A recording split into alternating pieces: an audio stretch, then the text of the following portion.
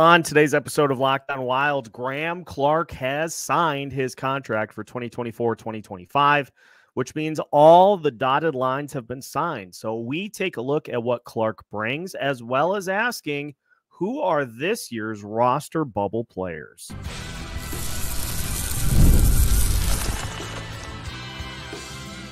You're Locked On Wild, your daily podcast on the Minnesota Wild. Part of the Locked On Podcast Network, your team every day. What's happening, everybody? Welcome into another episode of Locked On Wild, your daily Minnesota Wild podcast. Part of the Locked On Podcast Network, we are your team every day. We thank you for making Locked On Wild your first listen each and every day. Make sure you subscribe on YouTube and your favorite podcast platforms so you don't miss out on any new episodes throughout the week. Today's episode of Locked On Wild is brought to you by Game Time. Download the Game Time app, create an account, and use code LOCKEDONNHL for $20 off your first purchase. Terms apply. On today's episode of Locked On Wild, we'll break down Graeme Clarke signing his one-year, two-way contract with the Minnesota Wild as the final dotted line that needed to be signed ahead of the season. And we'll also take a look if injuries strike. Who are the bubble guys that could potentially make their way into the lineup? My name is Seth Topal, your daily Minnesota Wild insider, and a lot going on here. We've got a couple of crossovers that are in the works for you coming up over the next couple of days. Locked On Stars, Locked On Predators. And so as much as we're going to try to keep this prospect week, it's going to be Squadcast week throughout the course of the week as well. So we'll just roll with the punches, and that just, I guess, means that you guys get a ton of episodes this week, which there's nothing wrong with that. But we got the news today that it was interesting that it took, I think, as long as it did. Graeme Clarke signing his one-year contract for 2024-2025. It is a two-way contract. So if Clarke plays at the NHL level, his salary will be based on $800,000. That's prorated depending on number of games that you play. Things along those lines. If he plays most of the season in the AHL, his contract there will be $105,000. Here is the release from the team. Clarke, who is 23, born on April 24th, 2001, recorded 49 points, 25 goals, 24 assists, 8 game-winning goals, 4 power play goals, 30 penalty minutes, and a +10 rating in 67 games with the Utica Comets in the American Hockey League last season. He led the Comets in goals, game-winning goals, and shots with 202, ranked second in points, and tied for third in power play goals last season, and was named to the 2024 AHL All-Star Classic. The 6-foot, 174-pound native of Waconia, Minnesota, made his NHL debut with New Jersey on January 6th, 2024 against Vancouver, and appeared in 3 games with the Devils this past season. Clarke has collected 149 points in 218 career AHL games with Binghamton 2020 to 2021 and Utica 2021 to 2024. Minnesota acquired Clarke from New Jersey in exchange for Adam Beckman on June 21st, 2024. He was originally selected by New Jersey in the 3rd round, 80th overall of the 2019 NHL draft. And Clarke is here going to face what was, I think, the biggest question for him in New Jersey is he going to be able to break through that ceiling that separates the AHL and the NHL? Because you look at his numbers over the last couple of seasons, especially 2022, 2023, he had 25 goals, 33 assists, 58 total points in 68 games. Had 211 shots on goal, shot 11.8%. This past year, 25 goals, 24 assists, as was mentioned, 202 shots on goal. He shot 12.4%. If you go back even to 2021, 2022, when he was just a 20-year-old, or he was a 21-year-old, 10 goals, 14 assists, 24 points in 52 games, and 100 shots. Shot 10% that season. And then Binghamton in 2020, 2021, he had 8 goals, 10 assists, 18 total points in 31 games, 69 shots on goal, and shot 11.6%. So what this tells me is, obviously, with many young players, you're going to take a little bit to kind of get the flow. Well, not necessarily for every player, but for many, it takes them a little while to get accustomed to playing at a particular level. Took Clarke about 2 seasons to really get familiar with the AHL game. But you look at what he's done over the last 2 seasons with Utica, he has become a force offensively for the Utica Comets, 200-plus shots per goal in both seasons. But you add in the fact that he had 8 game-winning goals, 5 last year, and so 13 game-winning goals over the last 2 seasons, 7 power play goals. He brings a lot of offensive skill and a lot of, I want the puck. And so we have talked at length about, one of the things that the Minnesota Wild need is just some players that kind of provide that mentality and just want to be the one shooting the puck as opposed to hoping that somebody else is going to take the shot. But Alex Micheletti tweeted it earlier today, and I share the sentiment, and I'm sure we'll talk about it for Micheletti Monday episode of the show, is there just are a lot of players that are in similar situations to where there are a lot of players that are going to be vying for playing time between the AHL and the NHL rosters. And Clarke, over the last 2 seasons, incredibly good numbers in the AHL. But he really hasn't had the opportunity yet to burst through onto the NHL scene. And, you even take it a step further, had 6 total points with 2 goals and 4 assists in 6 playoff games for Utica this past season, and 19 shots on goal. So you're averaging over 3 shots per game. He strikes me as a guy that is not afraid to shoot the puck, wants to shoot the puck, but also, more importantly, wants the puck.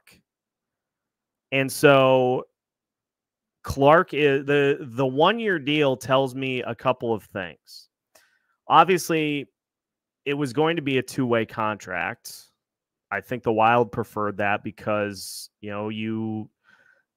Clarke is just at this point another one of the options of players that could be on the NHL roster or be in Iowa awaiting their turn. But I think both organization and player want to see if Clarke uses this as an opportunity or gets a better opportunity here to burst through and to make some noise at the NHL level. Couldn't do that in New Jersey because the Devils, their roster is full, but for different reasons than the Minnesota Wild roster currently is. Devils have a lot of young, good players on that roster. And so in just comments from Devils fans when the news initially broke is that Clarke's a good player. It just he has not had the opportunity to showcase that at the NHL level yet. And so what Clarke is going to have to do this season is to just play his game and hope that his opportunity comes before the rest of the players that are in the mix. But here's where I think he may have the leg up. We're going to take a look at all of the guys that are potential options for the Minnesota Wild for injury call-ups if there are, and let's be honest, there will be. Graeme Clarke has, I think, one thing in advantage over some of these other names that we'll talk about the rest of the show. And so before I can tell you what that is, we need to first ask, who are the bubble guys? And we will get to the bottom of that question after we take a quick pause. We'll continue today's episode of Locked On Wilds after this. Today's episode of Locked On Wild is brought to you by eBay Motors. Passion, drive, and patience. The formula for winning championships is also what keeps your ride or die alive. eBay Motors has everything you need to maintain your vehicle and level it up to peak performance. Superchargers, roof racks, exhaust kits, LED headlights, and more. Whether you're into speed, power, or style, eBay Motors has got you covered. With over 122 million parts for your number one ride or die, you will always find exactly what you're looking for. And with eBay Guaranteed Fit, your part is guaranteed to fit your ride every time or your money back. Because with eBay Motors, you're burning rubber, not cash. With all the parts you need at the prices you want, it's easy to make your car the MVP and bring home huge wins. Keep your ride or die alive at ebaymotors.com. Eligible items only. Exclusions apply. eBay Guaranteed Fit only available to U.S. customers. Welcome back to today's episode of Locked On Wild. Once again, we thank you for making Locked On Wild your first listen each and every day. Make sure after today's show is done, you stick around for the first of its kind 24/7 streaming channel, Locked On Sports Today, and more importantly, in our case, Locked On Sports Minnesota, giving you all of your favorite Minnesota sports teams' reaction to big news, all of the sports talk you can handle, all in one place. Again, just right after this show is done, just hang out and you'll be directed right to Locked On Sports Minnesota, where you can get your full Minnesota sports fix. Best part is the hosts don't sit across the table and yell at each other. You just get this great sports opinions you expect. Locked On Sports Minnesota, your Minnesota sports leader.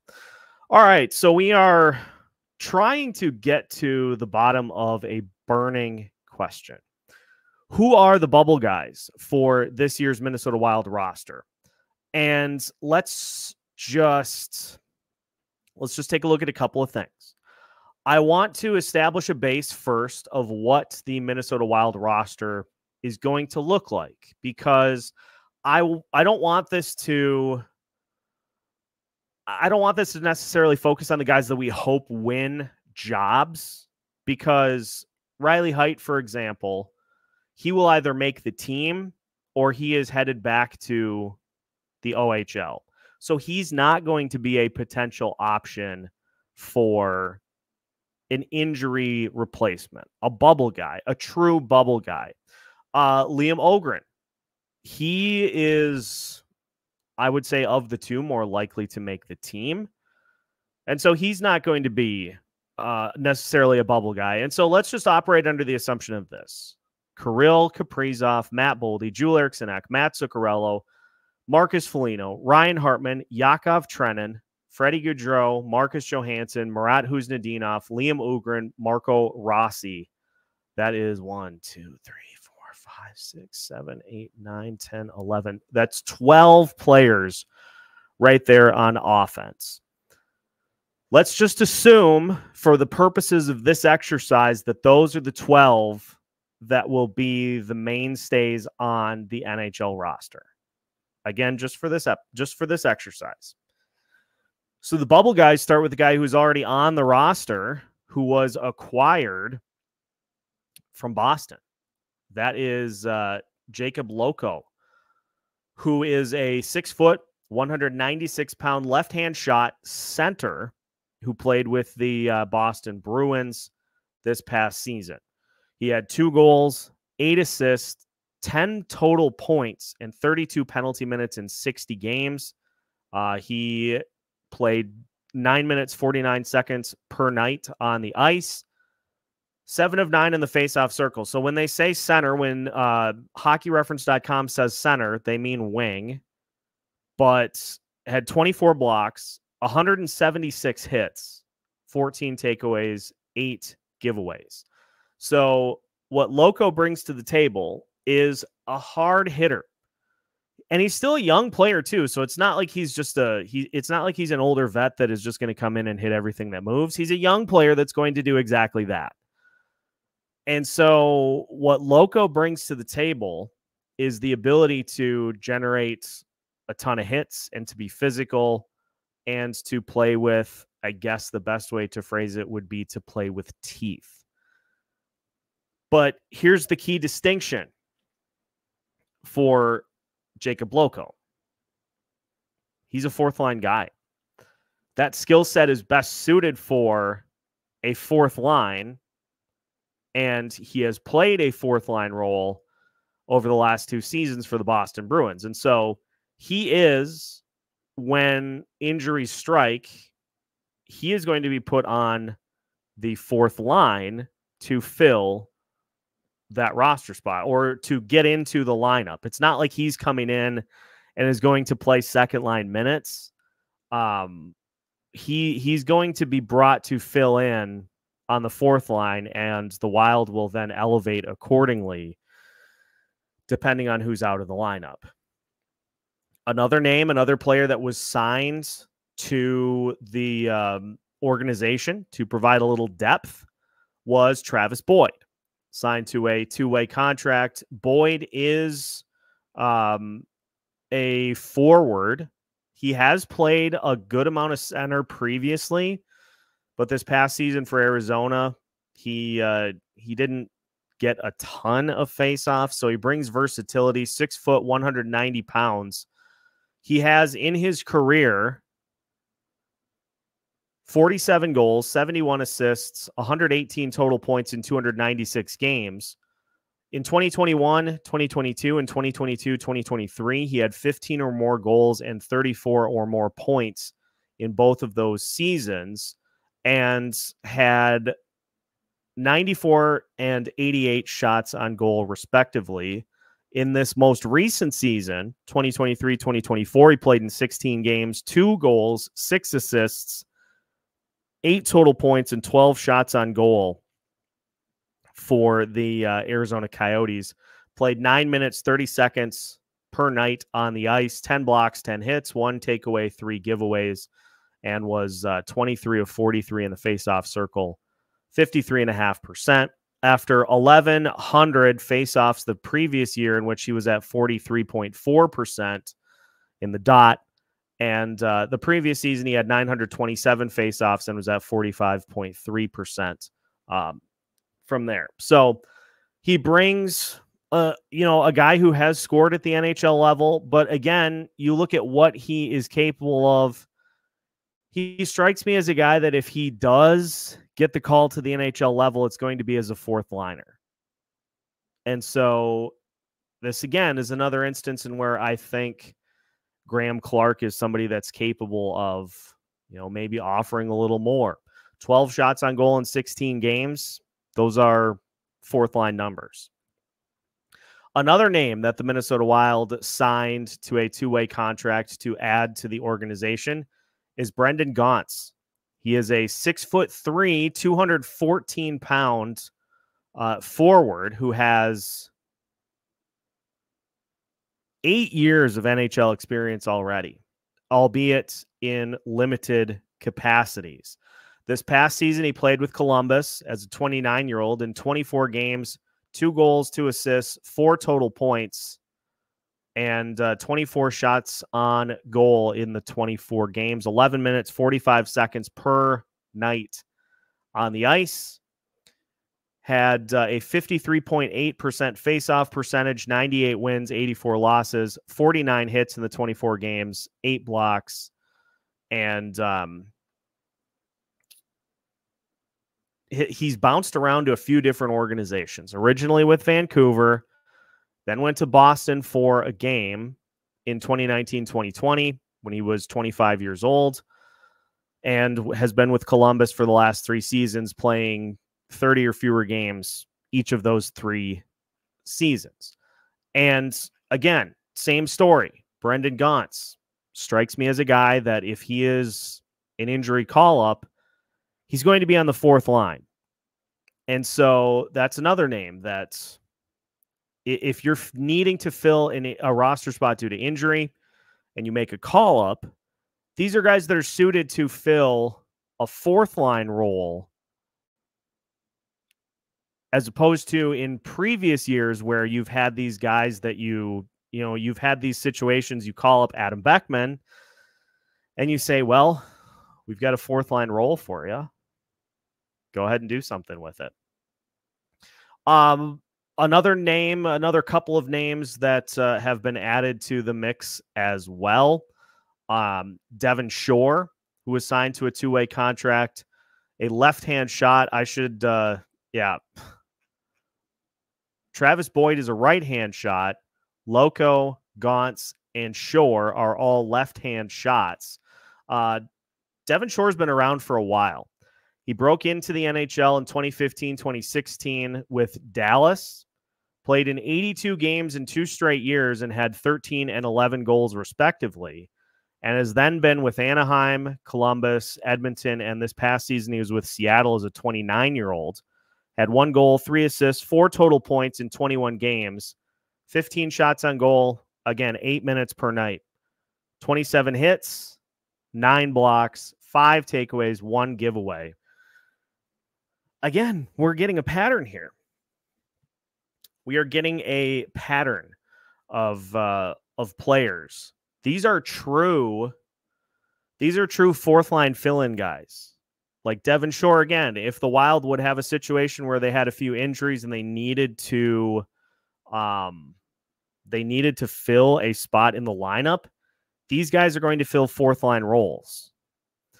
And so you look at that, and then you look at one final name that I'll mention, Reese Johnson, who is a 26-year-old from Saskatchewan, who has 141 career games, 7 goals, 10 assists, 17 points. He's a right-hand shot, 6'1", 193, and has been with Chicago the last 4 seasons. Now, 2 years ago, as a 24-year-old, he played in 57 games, 4 goals, 2 assists, 6 total points, and 54 shots on goal in the 57 games, but 178 hits, 23 blocks, 13 takeaways, 7 giveaways in those 57 games. As a 23-year-old, in 37 games, he had 141 hits. And this past season, in 42 games, he had 109 hits. So not somebody that brings you really any offense per se, but again, at just under 11 minutes per night, a hitter. Another characteristic of a player that is suited for a fourth line role. And not only potentially in Minnesota, but in Iowa as well. These guys are not going to be your prominent scorers. These guys are playing lower in the lineup with the assumption that the other guys will be elevated a little bit above these guys. And so that brings me to one interesting conclusion about Graeme Clarke. And we'll finish by talking about that, as well as taking a look at the most likely name to fill in if defensive injuries cause the need for a call-up. We'll talk about that as we finish today's episode of Locked On Wilds after this.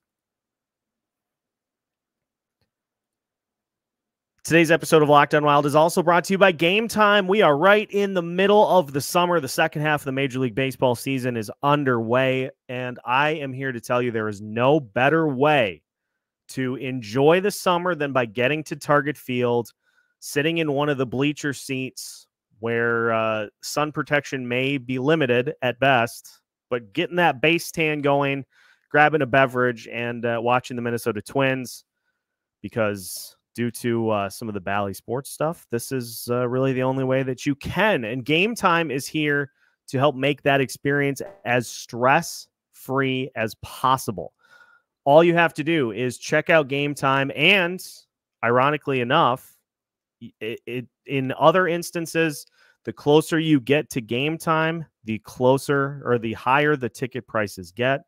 On Game Time, ticket prices go down the closer you get to the event, which is one of just many great features that have Game Time stand out amongst other ticket providers.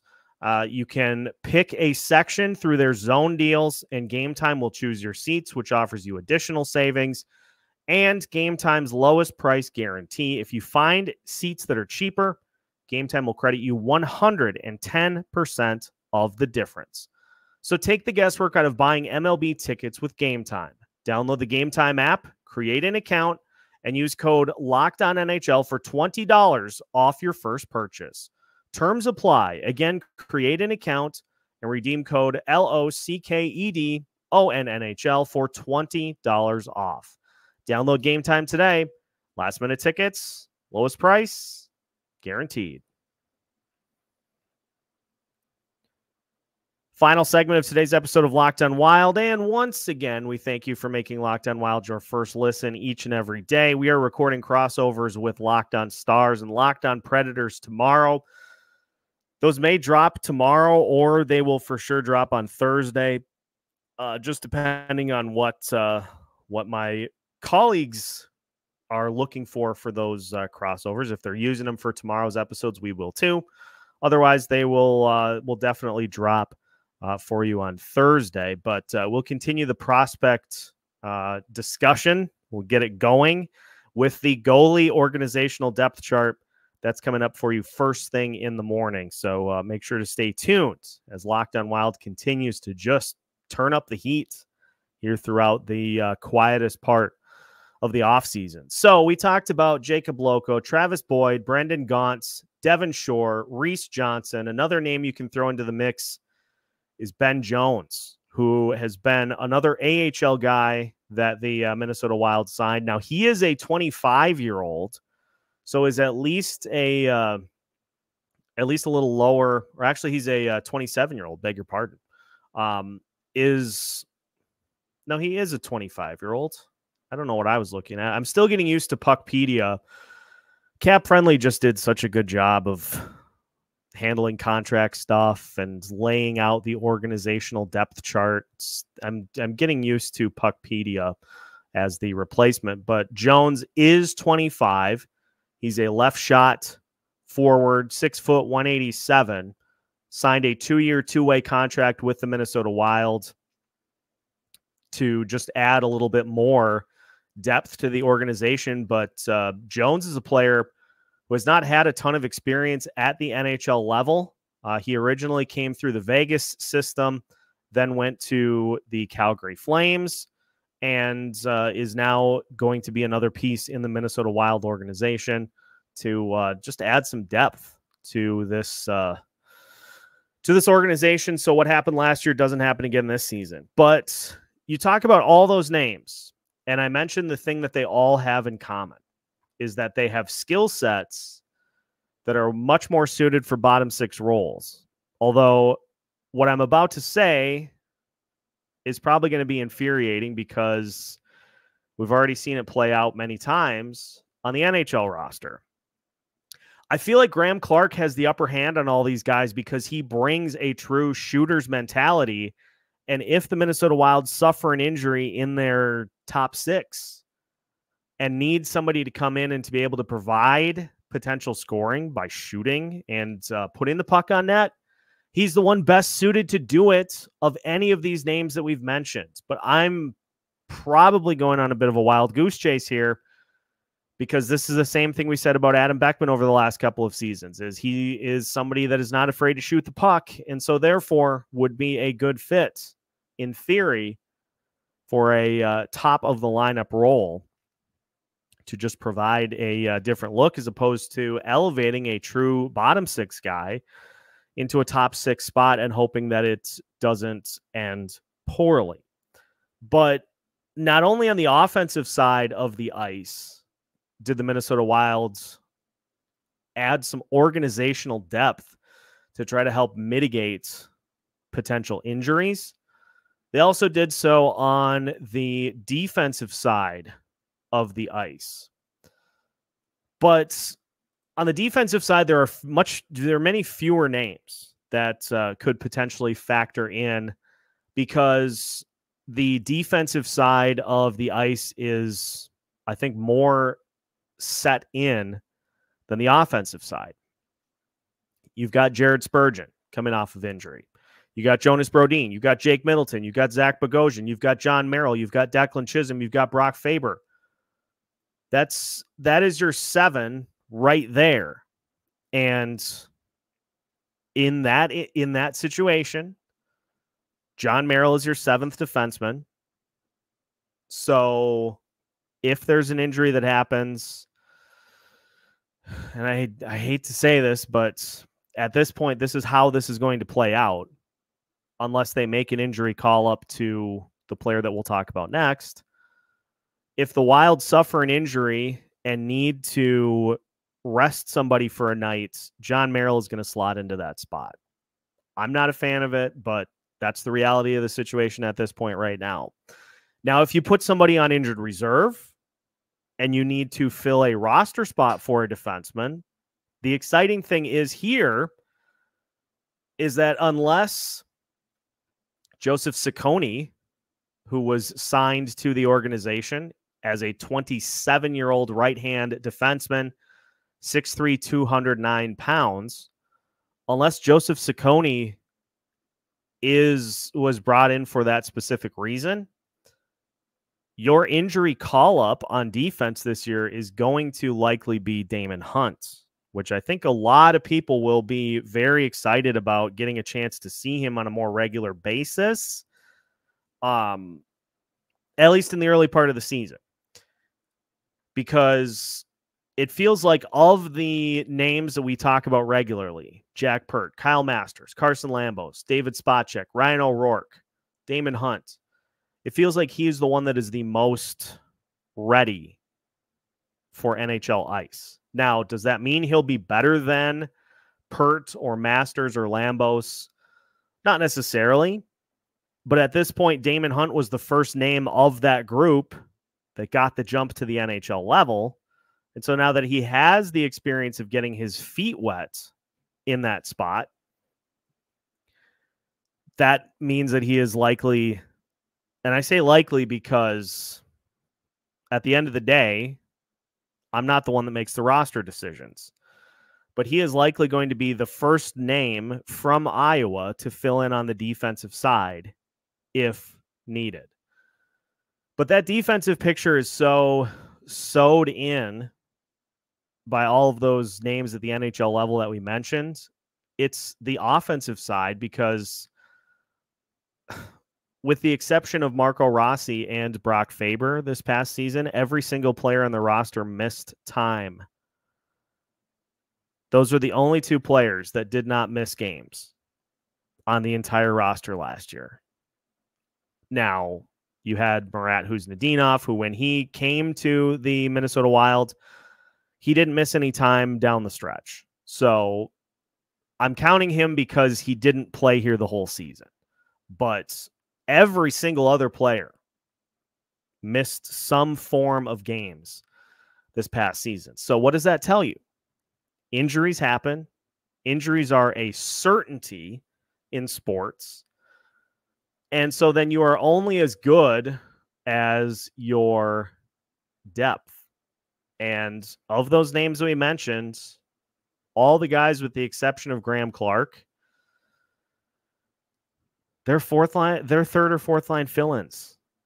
Likely fourth line fill-ins with somebody from the actual fourth line bumped up to the third line, depending on who's out of the lineup. I think Graeme Clarke gives you the best chance if you need somebody to fill in that top 6, and Riley Heidt doesn't make the roster out of camp. But as this show with many, there's still a lot of questions that we're not going to get answers to until we get to training camp in September and start to see this thing flesh out in the preseason. So Clarke is in the mix. All the dotted lines for current contracts have been signed. And so now we have a little better idea as to what this roster is going to look like. But a lot can change between now and the end of August. So that is today's episode for you. We thank you as always for tuning in and for making Locked On Wild your first listen each and every day.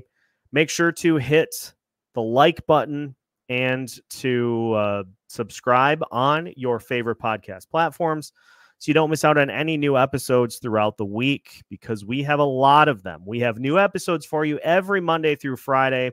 And then whenever breaking news hits, we've got you covered there as well. So make sure to subscribe so you don't miss out on any new Minnesota Wild news, all parts of the Locked On Podcast Network.